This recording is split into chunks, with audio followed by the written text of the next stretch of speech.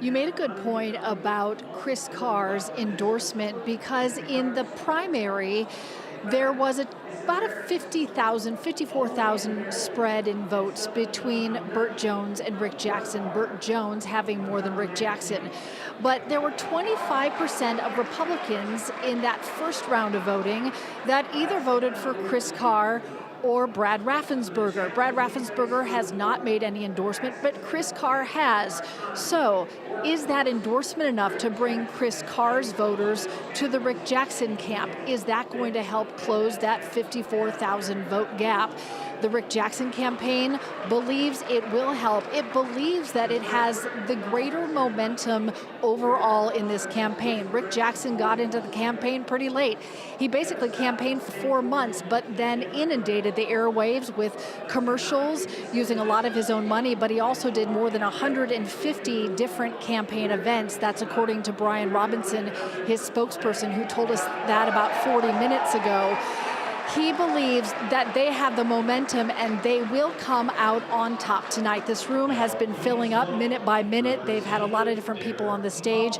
Also had a pretty involved video talking about Rick Jackson's early life. That's been a focal point of his campaign, saying he is a story of rags to riches, of a child whose mother fought addiction. He ended up in the foster system. He aged out of that system and then built an empire from absolutely nothing and wants to bring that business-minded, fortuitive attitude to the state of Georgia. That's his message. But he does that without key endorsements, as you mentioned.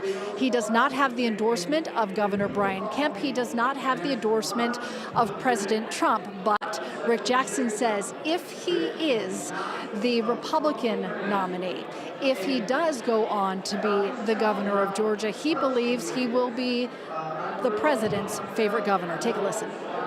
I'm a business person. He likes business people. I'm wealthy. He kind of likes that part too. He likes people that are successful. In my case, I wasn't born on third base and tell everybody that I hit a triple. I have had to earn everything because I came out of the slums, basically, in foster care.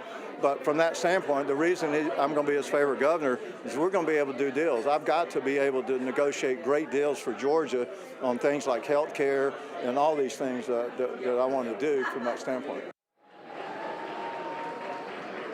And when a reporter asked him, he said he has spoken to the president, that they have a good relationship. In fact, Donald Trump Jr. tweeted yesterday saying that Rick Jackson is a MAGA warrior and giving support in that way. So he doesn't have an official endorsement from President Trump, but he says, Rick Jackson saying that he would be basically President Trump with a Southern tongue. The question is, will two essentially MAGA candidates, how will that play out, as there are some different thoughts on whether it's more of a Brian Kemp Republican Party, maybe more moderate, or a President Trump Republican Party. So these endorsements, it will be interesting to see how that plays out once all the votes are tallied.